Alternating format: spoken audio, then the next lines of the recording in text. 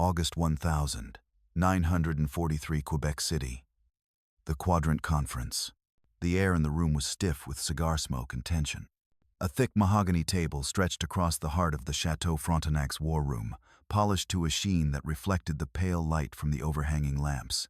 Spread across its surface were black and white reconnaissance photos, each one stamped Top Secret in bold red ink. They showed a crescent-shaped harbor, fringed by volcanoes and crawling with Japanese artillery.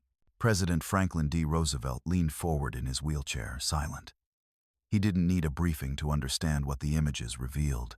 He could see it clearly. Airstrips, concrete bunkers, camouflaged pillboxes, coastal guns, and warships docked at anchor. This wasn't just another island. It was a fortress, the fortress. Rabaul. 100,000 Japanese troops were entrenched there. 5 airfields, a deep-water harbor, anti-aircraft batteries in every ridge.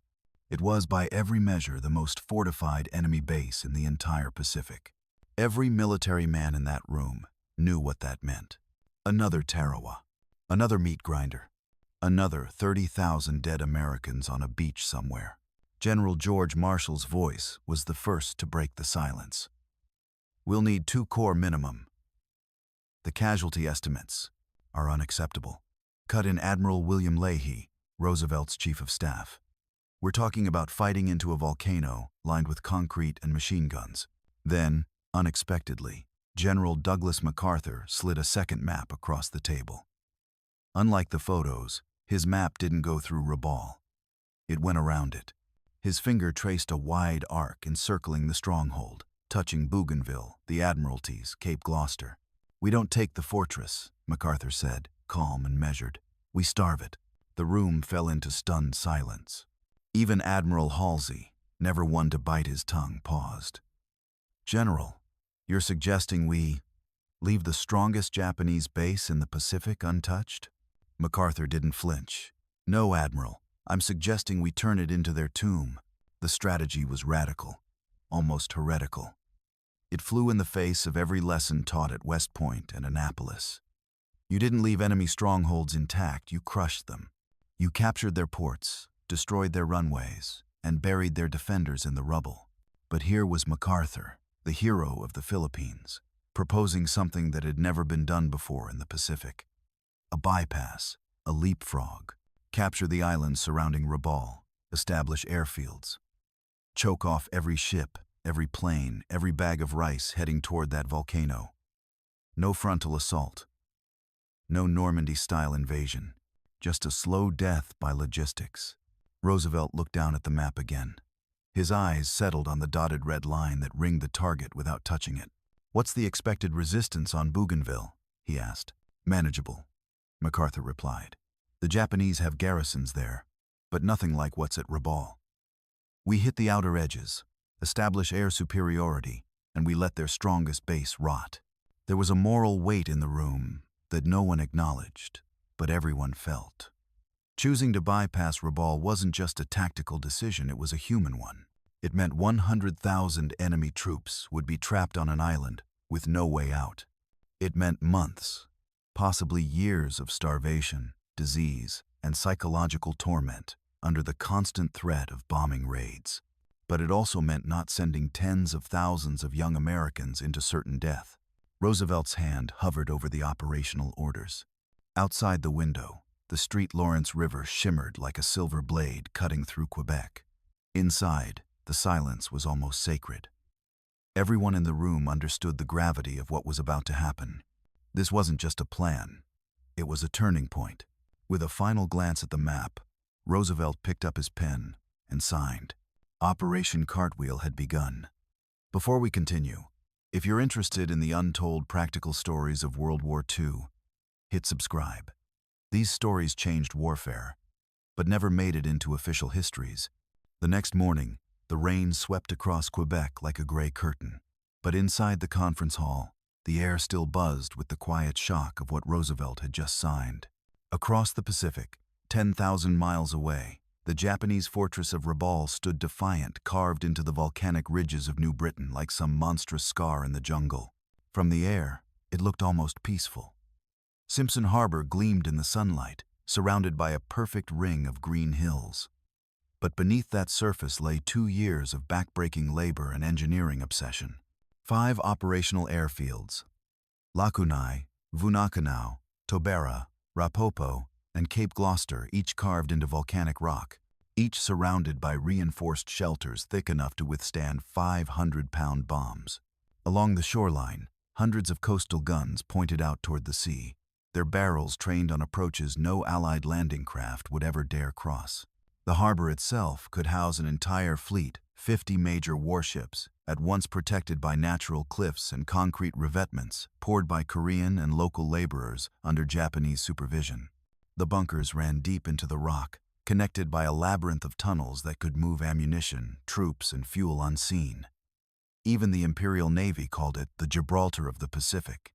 And yet, halfway across the world, one American general had just declared that fortress irrelevant. In his private notes that week, Admiral William Halsey confessed, "Every instinct says we should take it. Every instinct says we can't leave 100,000 of them behind us. And yet maybe that's exactly why we should." MacArthur's words, "We're not ignoring it, we're turning it against them," had struck something deep in every man who heard them.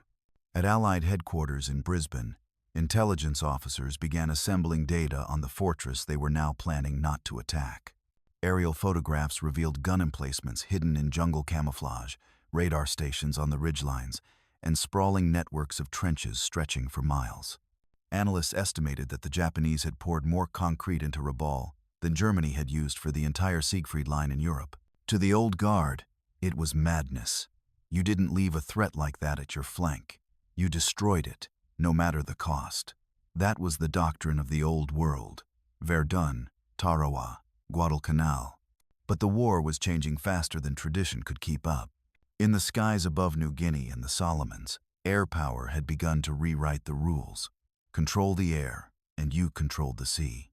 Control the sea, and you didn't need to storm the beaches, you could simply choke the life out of them. Still, doubt lingered. In the war rooms from Pearl Harbor to Washington, officers debated the same question.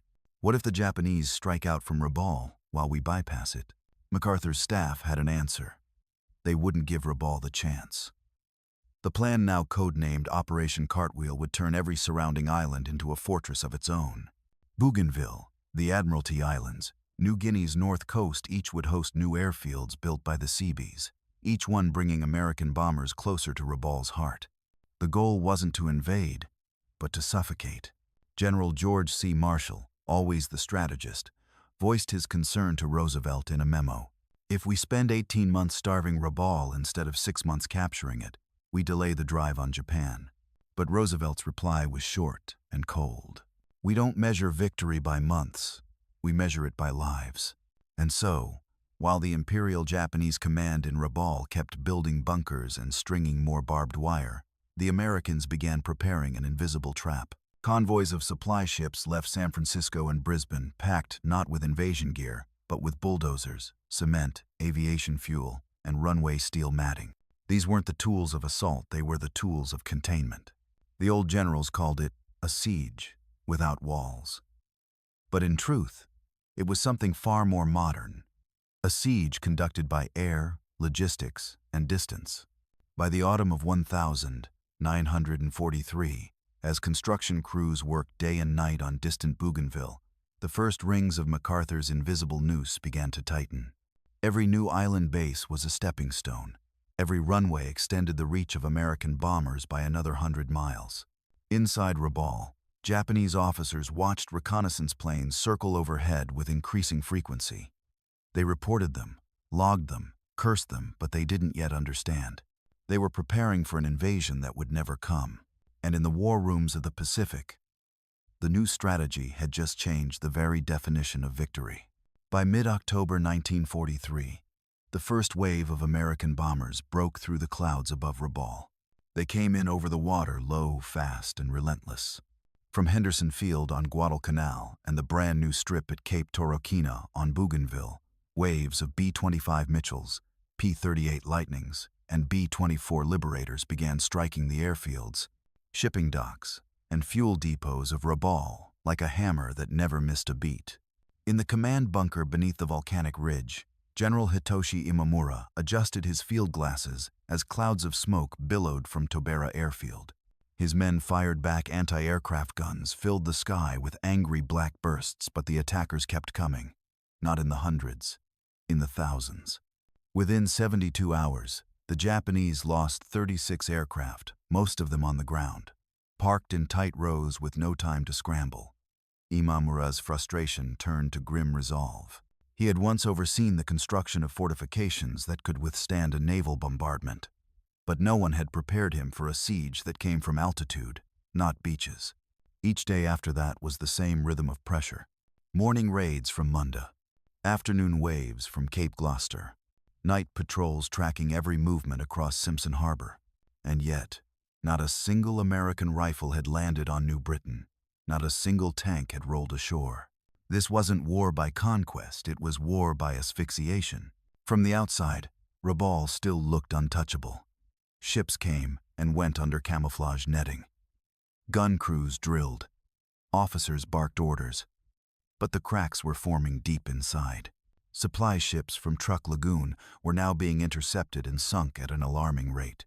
The destroyer Suzuki, carrying aircraft engines and medical supplies, was hit by liberators 12 miles south of New Ireland and went down with 63 crew. Days later, the cargo vessel Kanai Maru, loaded with rice and canned fish, was strafed by corsairs out of Vella La Vella until she capsized in flames. Imamura could see the pattern now. The enemy wasn't trying to break into Rabaul. They were sealing it shut. Back in Washington, General Marshall asked the question no one else dared raise. How long until they run out of everything? MacArthur's team ran the math. Rabaul needed 4,000 tons of supplies daily, food for 100,000 men, fuel for hundreds of aircraft, artillery shells to keep its fortress teeth sharp, and the Americans now controlled the air and sea around all of it. "We'll drain them dry in 90 days, MacArthur said. Then keep squeezing. As November dragged on, cracks turned to fractures. Rice rations were halved. Fresh vegetables disappeared completely. Medical supplies dwindled to the point where Japanese army doctors reused bandages and operated without anesthetic. Discipline held for now. But morale began to rot. Lieutenant Colonel Yoshimasa Tanaka reported his men in the 65th Infantry were showing signs of what the Americans would one day call combat fatigue. Some were caught building rafts out of oil drums and parachute canvas, trying to flee across 300 miles of shark-infested ocean to reach Japanese-held New Ireland. They were elite soldiers, but now they were starving prisoners in their own base. And yet Rabaul still fought. Imamura had no orders to surrender, and no inclination to do so. Instead, he turned inward. Engineers began reinforcing bunkers with salvaged steel. Coastal artillery crews drilled at night to avoid aerial detection. Fighters were grounded to conserve fuel, saved only for reconnaissance or last-ditch interceptions. He didn't know how long he could hold, but he did know this. If the Americans ever landed, he would make them bleed for every inch. But the Americans never came. Instead, they flew over, every day, with bombs that spoke louder than any invasion. And Rabaul, once the iron fist of Japan's South Pacific Command, was now an iron box with the lid welded shut. By January 1944, the rhythm of Rabaul's slow death had settled into something grimly predictable. Every morning, the rumble started in the east, American bombers cresting the horizon like clockwork. Each day they flew lower, hit harder, and stayed longer. Airfields, fuel depots, communications posts, nothing remained untouched. Bunkers shook, dust rained down from ceilings. Pilots sat idle beside grounded aircraft, their planes intact but out of fuel. Rabaul had become a fortress trapped in time, built to resist invasion, not extinction. Inside the command center, General Imamura stared at the weekly intelligence reports. Ammunition reserves were down 60%. Fuel storage almost dry. Antimalarial medicine gone. Food stores 2 weeks left, at half rations. The fortress that once consumed 4,000 tons of supplies a day was now starving on scavenged rice and boiled rainwater. But not a single American boot had touched New Britain's soil. It was a siege without walls. At sea, The U.S. Navy had perfected the chokehold. Every Japanese ship that dared approach Simpson Harbor was hunted, tracked, sunk. The destroyer Isokaze went down trying to run the blockade with medical evacuees. A week later, the Hakusan Maru, carrying replacement radio parts and spare aircraft engines, was blown apart by B-25 seconds before she reached the Bismarck Sea. In response, Japanese engineers stripped aircraft for parts.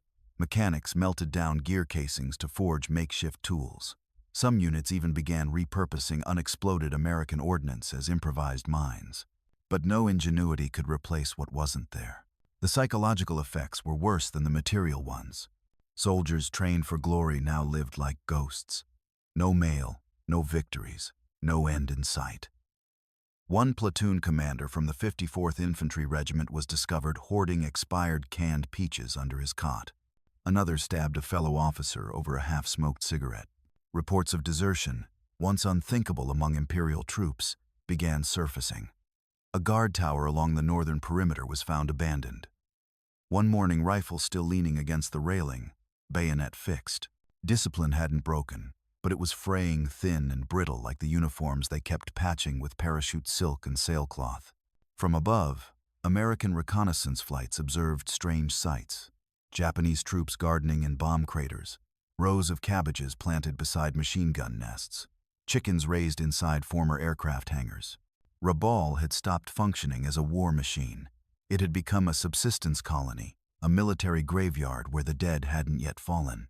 MacArthur's staff, monitoring every intercepted radio transmission, saw it in the tone. Once de Fion Japanese broadcasts grew shorter, less freaked, strained. They weren't speaking as warriors anymore. They were whispering like survivors. Still, no surrender came. Even as American bombers circled daily and ships prowled just beyond the horizon, General Imamura clung to one guiding belief. He had been ordered to defend Rabaul, and defend it he would. If not by fighting, then by enduring. His strategy shifted. No longer focused on counterattack, Imamura prepared for immobility. He converted tunnel networks into permanent shelters, reinforced bunkers into command centers. Every able-bodied man drilled to repel landings that would never come. What he didn't know, what MacArthur had already decided, was that no landings ever would. The United States had turned Japan's strongest stronghold into a strategic decoy. While 100,000 of Emperor Hirohito's finest troops sat marooned, American forces leapfrogged toward the Philippines, then Okinawa, bypassing the giant completely. By February, Rabaul was not only cut off, it was irrelevant. But in war, irrelevance can be as lethal as fire. Every bomb that fell now was not about destruction, it was about reminding them they were forgotten. By March 1944, Rabaul no longer roared, it groaned. Once, the fortress was alive with the thunder of aircraft, the bark of orders, the clang of trucks and tanks. Now, silence reigned between bombings, an eerie, oppressive silence broken only by the crackling of broken radios, the hiss of kerosene stoves, or the distant cough of a soldier sick with dysentery. And the bombers still came. Every single day. They flew with mechanical precision formations of B-24 seconds, B-25 seconds, Corsairs, Hellcats, even the occasional Lightning. They dropped bombs like metronomes. Ammunition dumps vanished in fireballs. Anti-aircraft emplacements were slowly ground down. Even the trees around the harbor bore the scars leafless, splintered, stripped by shockwaves. Inside the underground bunkers, Japanese officers scratched supply figures into ledger books with trembling hands. Rations were now down to 700 calories a day. An entire division of engineers had been reassigned to dig vegetable trenches. Chickens were prized like tanks. The fortress hadn't been captured. It had been forgotten. Yet General Hitoshi Imamura refused to yield. His orders were clear. Rabaul was to be held. The emperor had not rescinded that command. Imamura saw himself as a wall weathered but unbroken. His headquarters had become a war museum of futility. Maps that hadn't changed in 6 months, radios that only listened, staff officers who hadn't seen resupply in a year. But the general's sense of duty burned as fiercely as ever. Each week, he ordered readiness drills. Soldiers practiced repelling landings that never came. Anti-aircraft gunners cleaned barrels already warped by overuse. Infantry units rehearsed bayonet charges in the jungle, though their boots had rotted and some rifles had no ammunition. They were defending an idea, not a place. The psychological toll was relentless. Imamura's intelligence officers intercepted Allied propaganda leaflets dropped across the island. "You have been abandoned. Japan cannot reach you. Your emperor commands your silence, not your salvation." The soldiers read them. Some burned them. Others kept them tucked inside helmets, tokens of a reality they weren't allowed to admit. One sergeant from the 65th Infantry tried to swim across Simpson Harbor on a door panel, hoping to reach New Ireland. He didn't make it. His body washed ashore 3 days later. Clutched in his waterlogged hand was a note written in charcoal on rice paper. "I miss the sky." In April, fuel shortages reached a crisis point. Only 12 operational aircraft remained on Rabaul, and even those were grounded, engines dry. Imamura rationed aviation gasoline like morphine reserved for emergency reconnaissance or a final defense. Engineers scavenged scrap metal from burned-out hangars to forge wheelbarrows.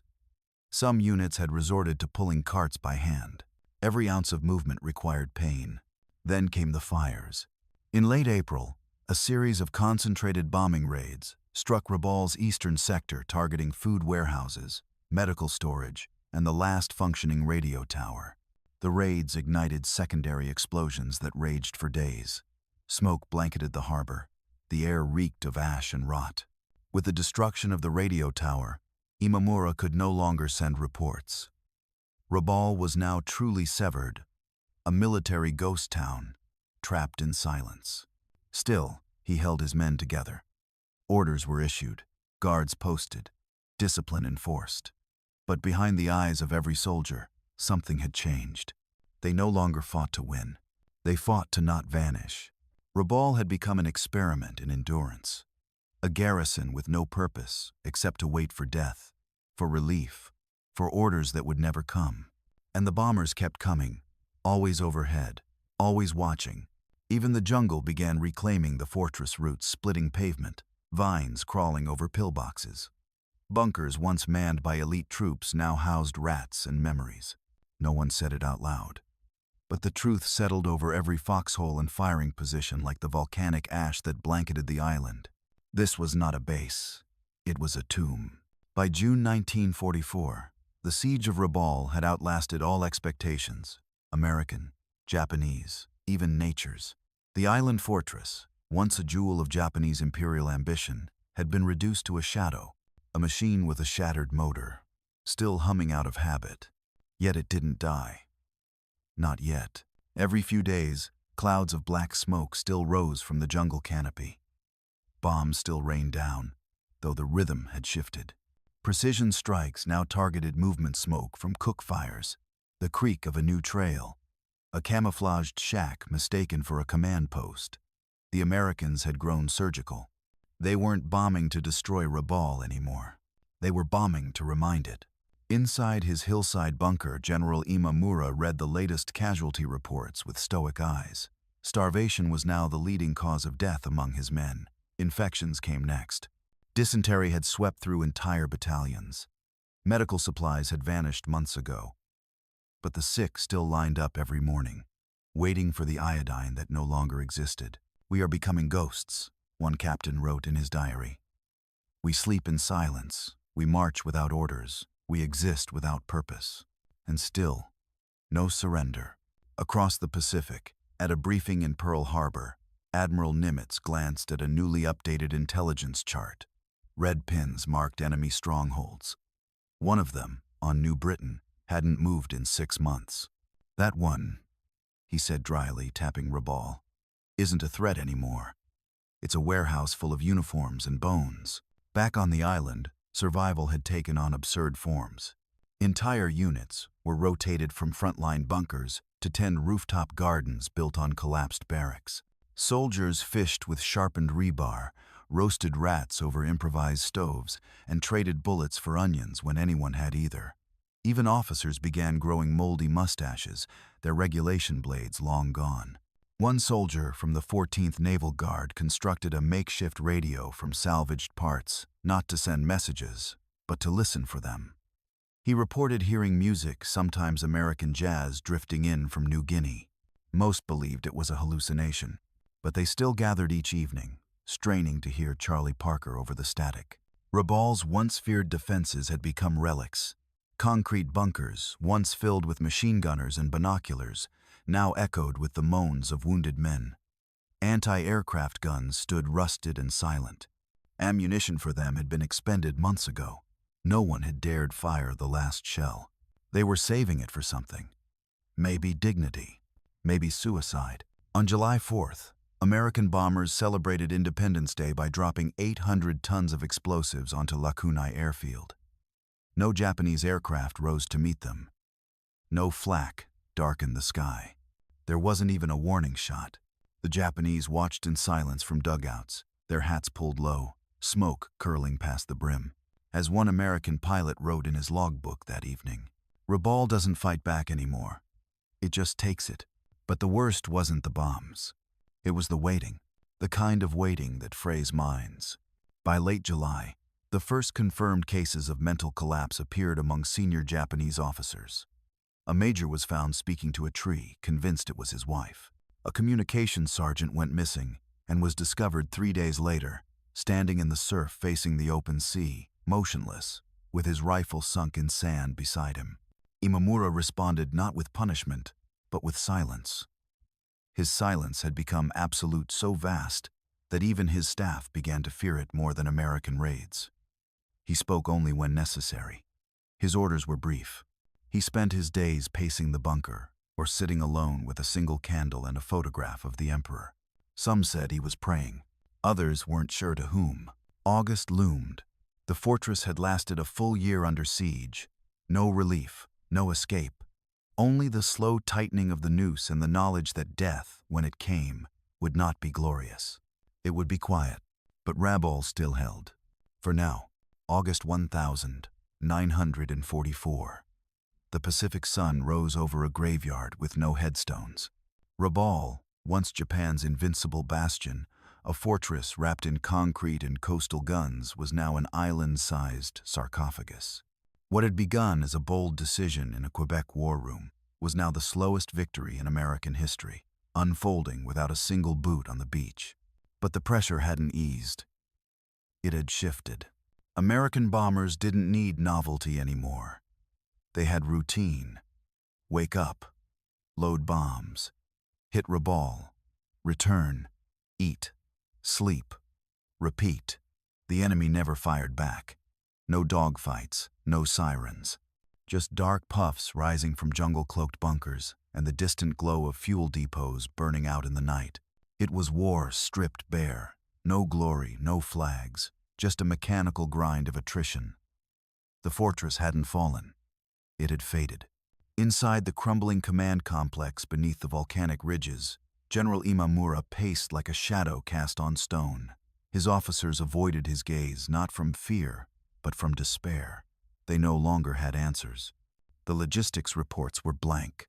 No fuel, no ammunition, no morphine. Food rations cut again.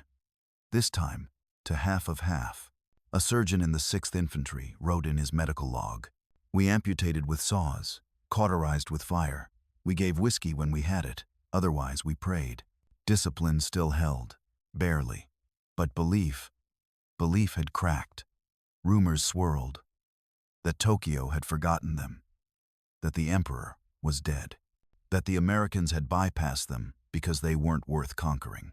To some, that was the deepest wound of all. In a gutted observation post near the coast, a lookout from the 7th Field Artillery watched another wave of B-24 seconds pass overhead, silver arrows against the sky. He didn't even bother to call it in. There were no functioning radios. No officers to inform. No point. The last shell from his own battery had been fired in March. He was a gunner with nothing left to fire.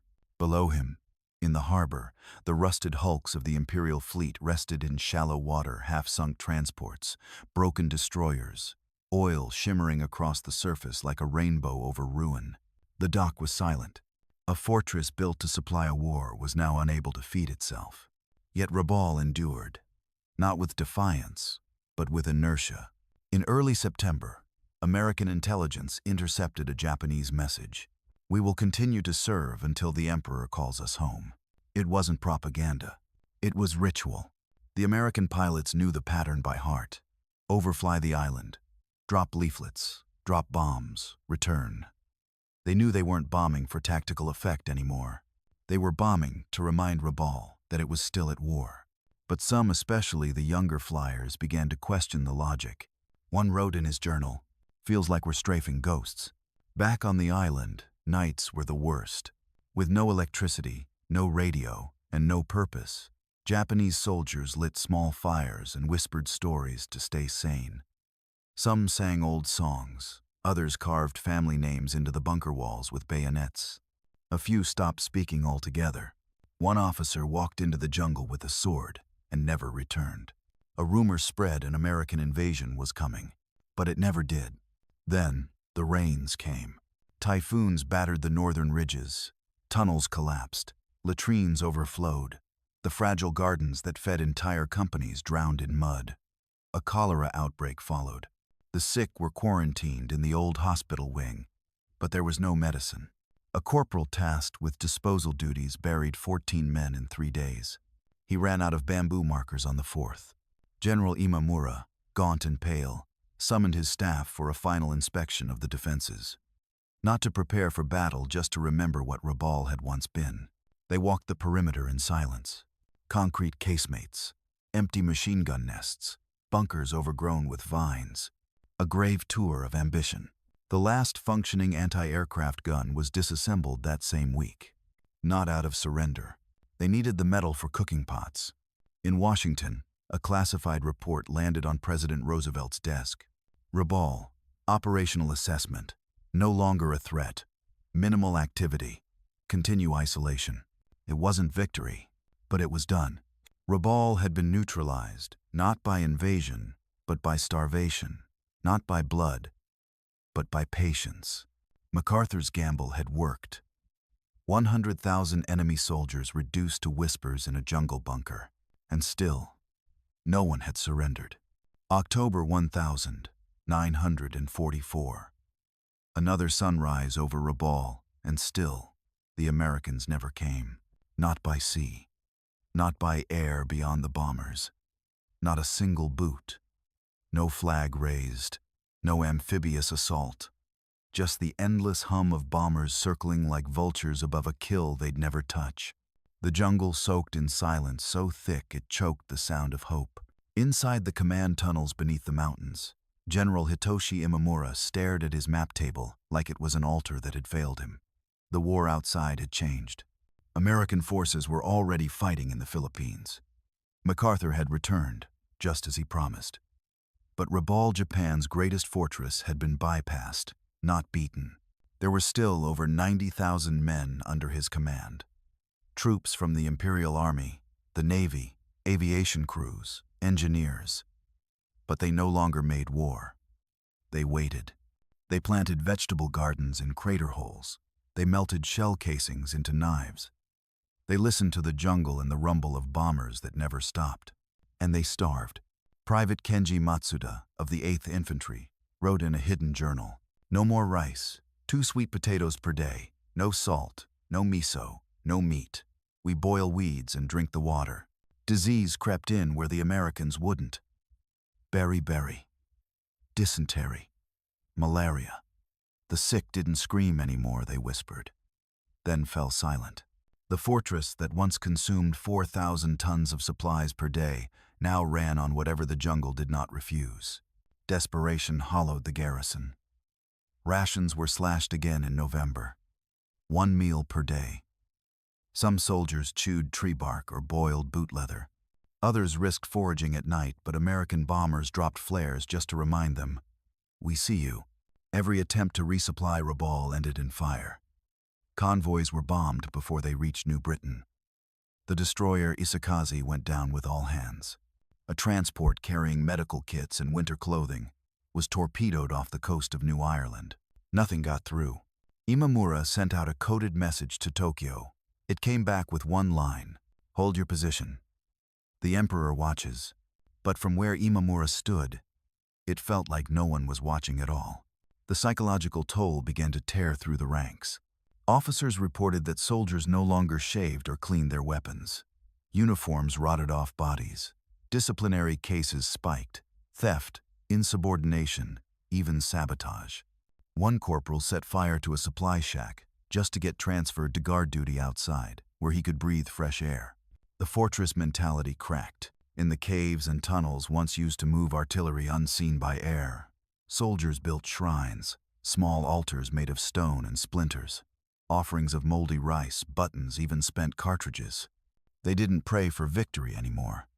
They prayed for release. American pilots flying over Rabaul noticed something eerie.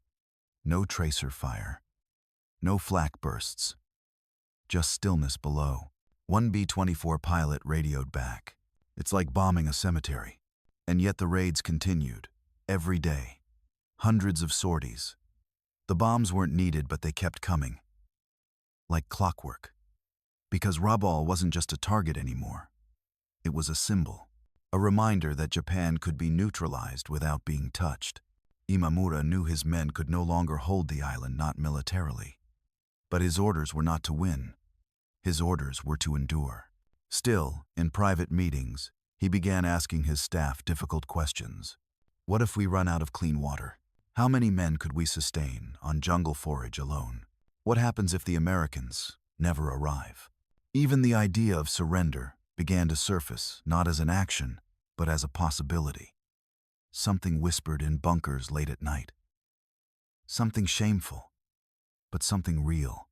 By December, nearly every generator in the base had failed.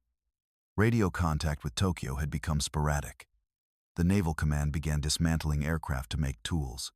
Even steel had become a resource worth recycling. One Zero fighter was stripped and turned into roof plates for the sick ward. Another was buried to keep rats from nesting in the fuel tanks. Then came the monsoons. Rain flooded the tunnel systems. Entire corridors collapsed. Food stores spoiled.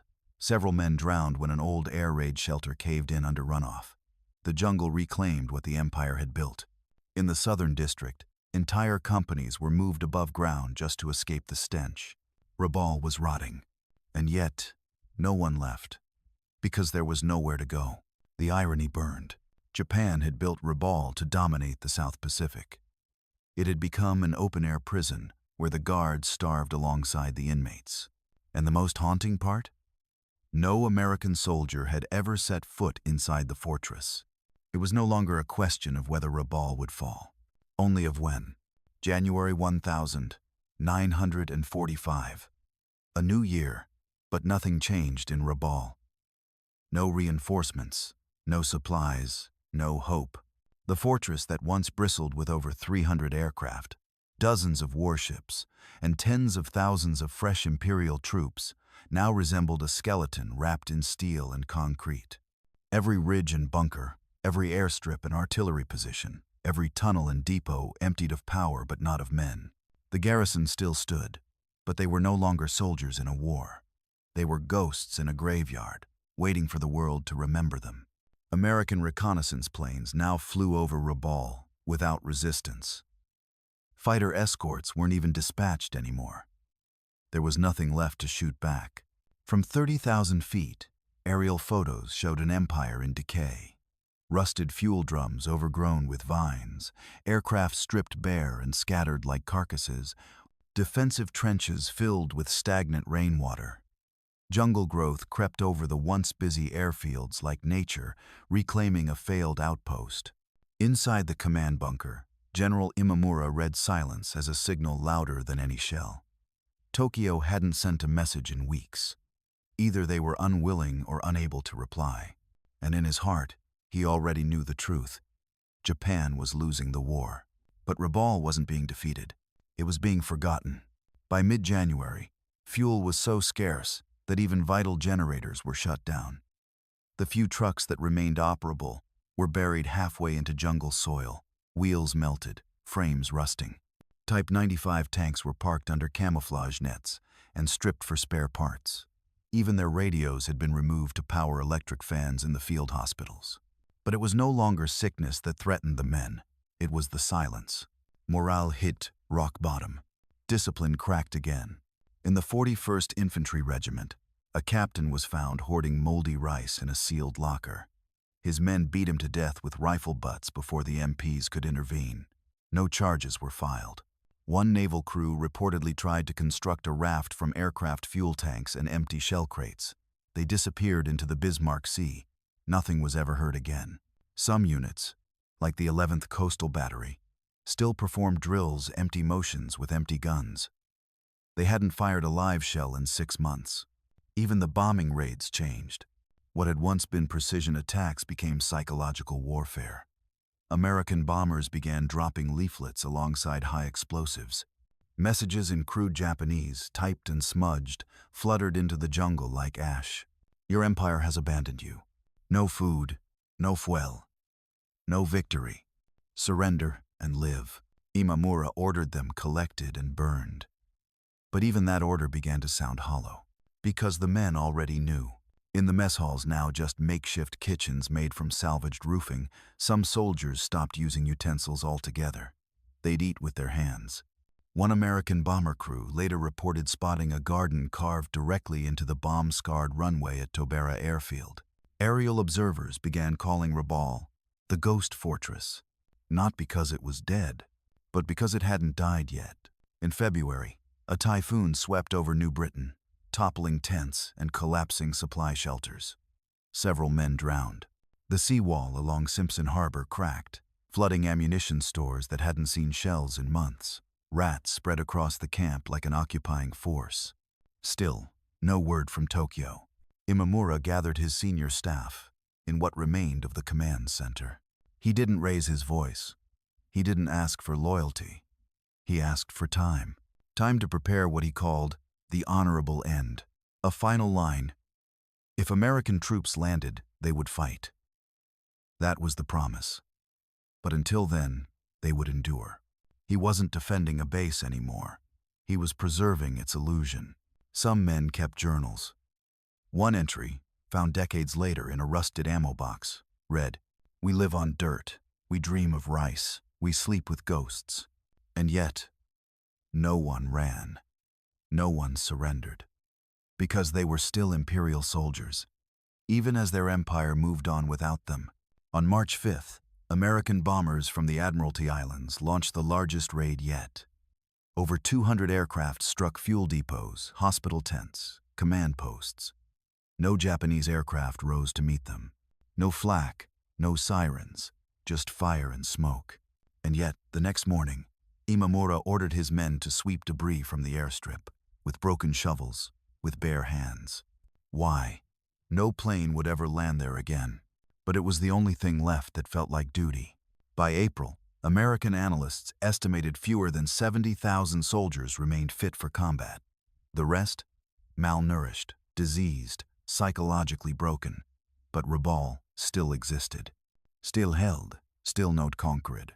Because MacArthur never needed to conquer it. He had neutralized it, made it irrelevant. And the irony became unbearable. Japan's greatest fortress had become a prison. Its strongest soldiers had become caretakers of their own ruin. And they knew it. Dawn broke over Simpson Harbor in a pale silence. No gunfire.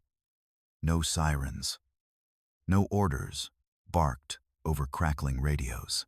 Only the rhythmic crash of waves against rusted ship hulls, the hiss of wind through shattered palm trees, and the whisper of a fortress that had finally stopped pretending it was still at war. On August 6th, 1945, the same day, a single bomb erased Hiroshima. General Hitoshi Imamura received a message through neutral Swiss channels. Japan was preparing to surrender. After 22 months of isolation, the war had ended, without a single Allied soldier ever setting foot in Rabaul. Inside his underground bunker, Imamura read the communiqué in complete silence. He didn't react, didn't speak. His aide watched him trace the kanji with a trembling finger before folding the paper and tucking it into his uniform pocket. Outside, his soldiers still dug ditches, still repaired collapsed bunkers, still scraped mold from what was once the airfield's medical station. Not because it mattered, but because they didn't know how to stop, Now, finally, they would. The official surrender came weeks later. Imamura spent 48 hours in private meetings with his officers, not debating if they would surrender, but how. These weren't men broken in battle. They were men who had endured nearly 2 years of starvation, disease, and daily humiliation from the skies. Many wept not from grief, but from the strange emptiness that filled them when they realized no one would be coming to fight them. They had been left behind, not defeated. Their sacrifice hadn't bought time or territory. It had simply been bypassed. For the Japanese soldier, trained to die with honor and strike before retreat, it was an unthinkable end. But surrender wasn't shame now, it was survival. On September 6th, 1945, in a dim command bunker, lit by oil lamps and sunlight filtering through cracks in the concrete, General Imamura met with Colonel Harold Regelman, the representative of General Douglas MacArthur. There was no grand ceremony, no flags, just 2 men, 2 uniforms, and 1 sword. Imamura removed his katana slowly, as if unspooling the final thread of an empire's last breath. He handed it to Regelman without a word, then bowed. The siege was over. The Americans had braced for the worst, expecting a garrison of fanatics. What they found shocked them. Soldiers weighing 90 pounds. Jungle-wasted men suffering from malaria, dysentery, dengue fever. Some had been living underground for over a year. Entire hospital units had no anesthetics. Some had reused bandages for months. Still, not a single Japanese soldier had broken rank. Aerial photographs revealed makeshift vegetable gardens in bomb craters, bunkers turned into repair shops, even classrooms where officers had taught illiterate soldiers to read while waiting for a war that would never return. They had turned a fortress into a ghost city, and then into a community of survivors.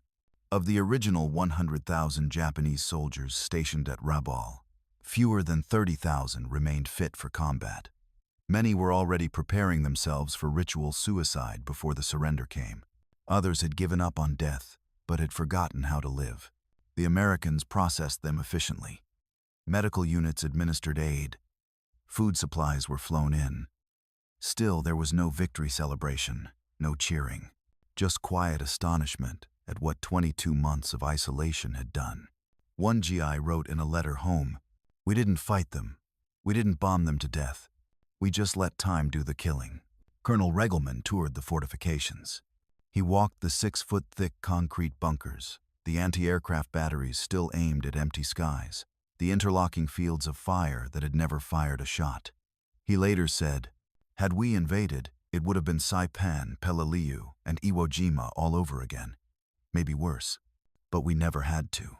MacArthur turned their greatest fortress into their greatest mistake. Imamura's men were eventually repatriated. Many returned to Japan thinner than children, speaking of gardens in craters and rats bigger than dogs. But none could explain the feeling of waiting for death in a place no longer at war. One officer wrote in his journal, "We built a fortress to command the Pacific. Instead, we became prisoners of it." The siege of Rabaul became a blueprint for modern warfare, not through fire and steel, but through logistics and patience. It was proof that you didn't have to storm a fortress to destroy it. You just had to isolate it, starve it, outlast it, and let its strength become its burden. No Americans died taking Rabaul, but 100,000 soldiers were lost there, trapped in a forgotten empire, surrounded by jungle, haunted by silence. And in the end, the mightiest Japanese base in the Pacific surrendered, without firing a single shot.